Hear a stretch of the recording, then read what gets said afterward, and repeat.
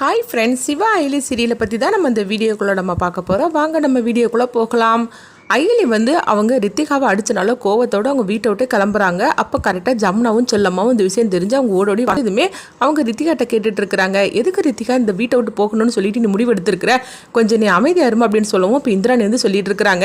நல்ல நேரத்தில் நீங்கள் கரெக்டாக வந்தீங்க, நீங்கள் மட்டும் வரலன்னு வச்சுக்கோங்களேன், இவன் இந்த மாதிரி தான் தப்பான முடிவு எடுத்திருப்பா. இவகிட்ட நாங்கள் எவ்வளவோ எத்தனையோ தடவை எடுத்து சொல்லிட்டோம், ஆனால் இவ இப்படி தான் தப்பான முடிவு எடுக்கிறா. உங்கள் பொண்ணுகிட்ட நீங்களே கொஞ்சம் சொல்லுங்க அப்படின்னு இந்திராணி சொல்லவும் உடனே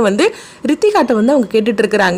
எதுக்கு ரித்திகா இப்படி முடிவு பண்ணு அப்படிங்கும்போது இது எல்லாத்துக்கான இந்த நிக்கிறாளே அயலி இவளால தான் அப்படிங்கிறாங்க. என்ன நடந்துச்சு அப்படின்னு சொல்லி கேட்டுட்டு இருக்கவும் உடனே ரித்திகா சொல்றாங்க, என்ன இந்த மாதிரி அடிச்சுட்டாமா அப்படிங்கிறாங்க. இது கிட்டதுமே உடனே ஜமுனா அயலியை பார்த்து முறைச்சு பார்த்துட்டு இருக்கிறாங்க. அப்போ உடனே ஜமுனா பார்த்தோம்னா இந்திராணி கிட்ட போய் சொல்லிட்டு இருக்கிறாங்க, இந்த அயலி இன்னைக்கு என் பொண்ணு அடிச்சிருக்கிறானா, இவளுக்கு நீங்க அந்த அளவுக்கு நீங்க இடம் கொடுத்து வச்சிருக்கிறீங்க, நீங்க கொடுத்த இடத்துல தான் அவ இந்த அளவுக்கு ஆட்டம் போட்டுட்டு இருக்கிறா. உங்களுடைய சப்போர்ட்டில் தான் அவள் இந்த மாதிரிக்கு ஆடிட்டு இருக்கிறாளே தவிர இல்லைன்னா இவள் இப்படிலாம் பண்ணக்கூடிய ஆளே கிடையாது அப்படின்னு சொல்லிட்டு இருக்கவும், இவளெல்லாம் எதுக்காக இந்த வீட்டில் வச்சிருக்கிறீங்க, இவளுக்கும் இந்த வீட்டுக்கும் என்ன சம்மந்தம், இவளை வீட்டை விட்டு நீங்கள் அனுப்பிவிட வேண்டியது தானே அப்படின்னு ஜமுனா சொல்லிட்டு இருக்கும் போதே அப்போ இந்திராணி எதுவுமே பேசாமல் அமைதியாக இருந்துட்டு இருக்கிறாங்க. என்னங்க நான் உங்கள்கிட்ட பேசிட்டு இருக்கிறேன், ரித்திகாவை நீங்கள் அடிக்கலாம், ஆனால் இவ அடிக்கிறதுக்கு இவளுக்கு என்ன உரிமை இருக்குது அப்படின்னு சொல்லிட்டு இருக்கும் போதே உடனே அயலி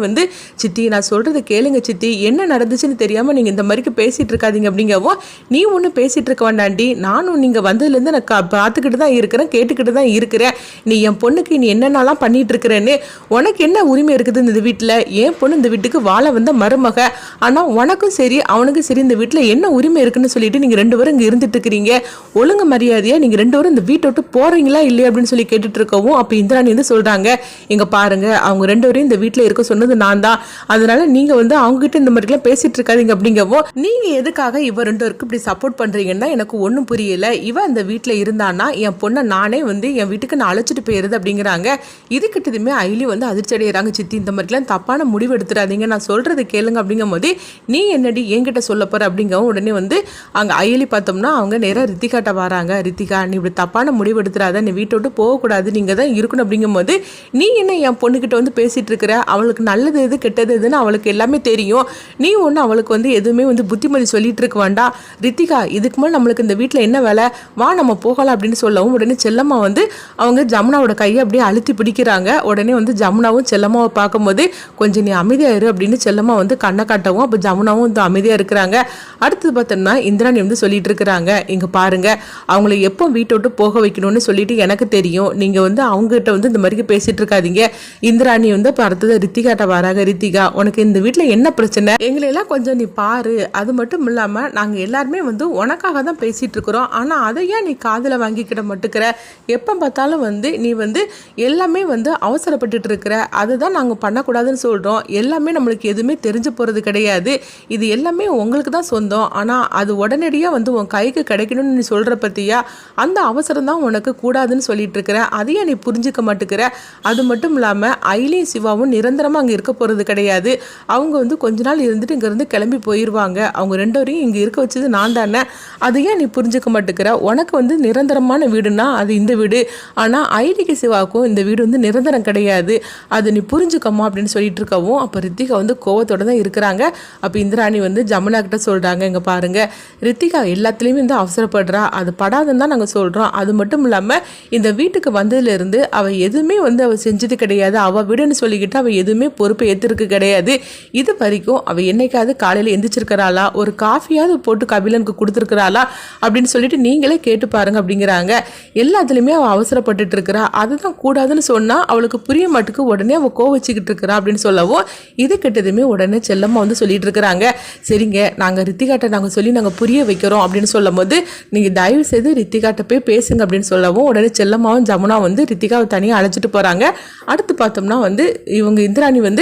அயலியையும் சிவாவையும் தனியாக அழைச்சிட்டு போகிறாங்க. இங்கே இந்த வீட்டில் நடக்கிற எல்லா பிரச்சனைக்கு காரணம் நீங்கள் 2 பேரும் தான், நீங்கள் 2 பேரும் தயவு செய்து இந்த வீட்டை விட்டே போயிருங்க அப்படின்னு சொல்லும்போது உடனே வந்து அயிலியும் சிவாவும் சொல்லிட்டு இருக்கிறாங்க, இங்கே பாருங்கக்கா, நீங்கள் எனக்கு வந்து 1 மாதம் டைம் கொடுத்துருக்கிறீங்க, அதனால 15 நாள் ஒன்று இருக்குது. 15 நாளுக்குள்ள அவர் தான் எங்கள் அப்பான்னு சொல்லி நான் நிரூபித்து காட்டினதுக்கு அப்புறமா இந்த வீட்டில் நீங்களே இருக்க சொன்னாலும் நான் இருக்க போகிறது கிடையாது, நான் பாட்டுக்கு நான் கிளம்பி போயிரும் அப்படின்னு சொல்லிட்டு இருக்கும்போது அப்போ அங்கே உதய பெருமாள் வராங்க.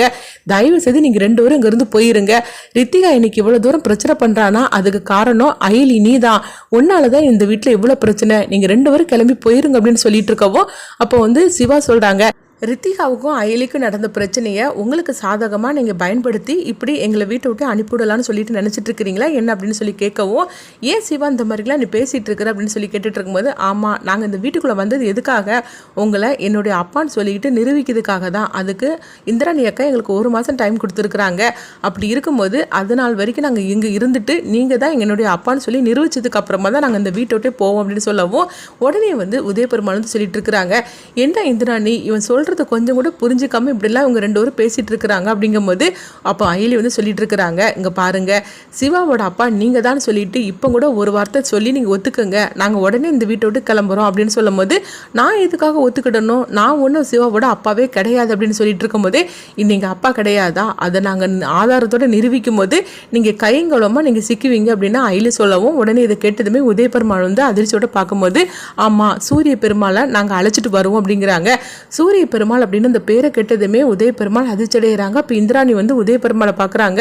யாரு சித்தப்பா அந்த சூரிய பெருமாள், அந்த பேரை கேட்டதுமே உங்க முகமே மாற ஆரம்பிச்சிருச்சு அப்படின்னு சொல்லவோ, பாத்தீங்களாக்கா அந்த பேரை கேட்டதுமே ஒரு முகம் மாற ஆரம்பிச்சிருது, அவர் வேற யாரும் கிடையாது என்னுடைய மாமா தான் அப்படிங்கிறாங்க. அப்போ எங்க மாமா பேரை சொன்னதுமே அவருக்கு எப்படி இருந்து தெரியும் சூரிய பெருமாள் அப்படின்னு சொல்லி கேட்டுட்டு இருக்கவும் அப்போ இந்திராணி ரொம்பவே குழப்பத்தோட இருக்கிறாங்க. அப்போ அயலியும் சிவாவும் சொல்றாங்க, இவர் தான் வந்து சிவாவோட அப்பான்னு நிரூபிச்சதுக்கு அப்புறமா தான் நாங்கள் இந்த வீட்டை விட்டு போவோம், அது 15 நாளுக்குள்ள நடந்தே தீரும் அப்படின்னு சொல்லிட்டு போகவும் உதய பெருமாளுக்கு என்ன பண்றதுன்னு தெரியல. அவர் அப்படியே கண் கலங்கிட்டு போகவும் இந்திராணிக்கு வந்து உதய பெருமாள் மேல சந்தேகம் வர ஆரம்பிச்சிருது. அடுத்துங்க பார்த்தோம்னா ரித்திகாட்ட வந்து அவங்க அம்மாவும் செல்லம்மாவும் சொல்லிட்டு இருக்கிறாங்க, அங்க பாரு நீ ஏன் ரித்திகா இப்படி அவசரப்பட்டு இருக்கிற, அந்த அயலி பாரு எல்லாரையும் கைக்குள்ளே போட்டு வச்சிருக்கிறா, அதுவும் முக்கியமாக அந்த இந்திராணியை கைக்குள்ளே போட்டு வச்சிருக்கிறா, அதே மாதிரிக்கு தான் இந்திராணியை நீ உன் கைக்குள்ளே போட்டு வச்சுக்கோ, நீ அவங்க எல்லாருமே வந்து உன்னுடைய கைக்குள்ளே வரணும், நீ என்ன சொன்னாலும் அவங்க தலையாட்டணும், அந்த அளவுக்கு அவங்க எல்லாருக்கிட்டையும் நீ ஒரு நல்ல பேரை வாங்குப்பாரு அப்படின்னு சொல்லவோ உடனே ரித்திகா வந்து சொல்கிறாங்க, அம்மா அவங்கெல்லாம் என்னை எப்படிலாம் இன்சல்ட் பண்ணுறாங்க தெரியுமாம்மா அப்படின்னு சொல்லிட்டு இருக்கும்போதே, இங்கே பாரு ரித்திகா அவங்க அப்படி பண்ணுற அளவுக்கு நீ வந்து இடம் கொடுத்துருக்குற,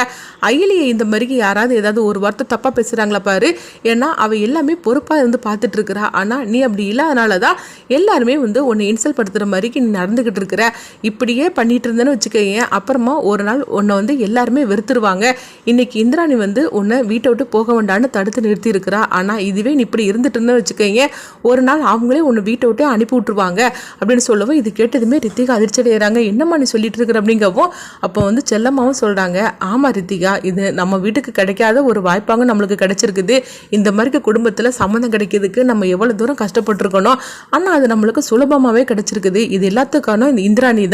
இந்திராணி தான் உன்னை இந்த வீட்டுக்கு மருமகளாக கொண்டுட்டு வந்திருக்கிறாங்க, அப்படி இருக்கும்போது நீ அவங்களே எதிர்த்து பேசலாமா எதிர்த்து நடக்கலாமா அப்படி மட்டும் எதிர்த்தேன்னா அப்புறமா உன்னை வீட்டுக்கு அனுப்பி விட்டுருவாங்க, அப்புறமா உன்னோட வாழ்க்கை தான் கெட்டு போயிடும், அதனால நீ கொஞ்சம் யோசனை பண்ணி உன் வாழ்க்கையை தக்க வச்சுக்கோ அப்படின்னு சொல்லவும் உடனே வந்து ஜமுனாவும் சொல்லிட்டு இருக்கிறாங்க, ஆமா ரித்திகா உன் வாழ்க்கை உன் கையில தான் இருக்குது, இவங்க எல்லாரையும் உன் கைக்குள்ள கொண்டுட்டு வரணும், அந்த ஒரு நிலைமை நீ உண்டாக்கு, அப்போ அயலியை இந்திராணியை வந்து வீட்டை விட்டு அனுப்பி விட்டுரும் அப்படின்னு சொல்லவும் இதனை கேட்டதுமே ரித்திகா யோசனை பண்றாங்க.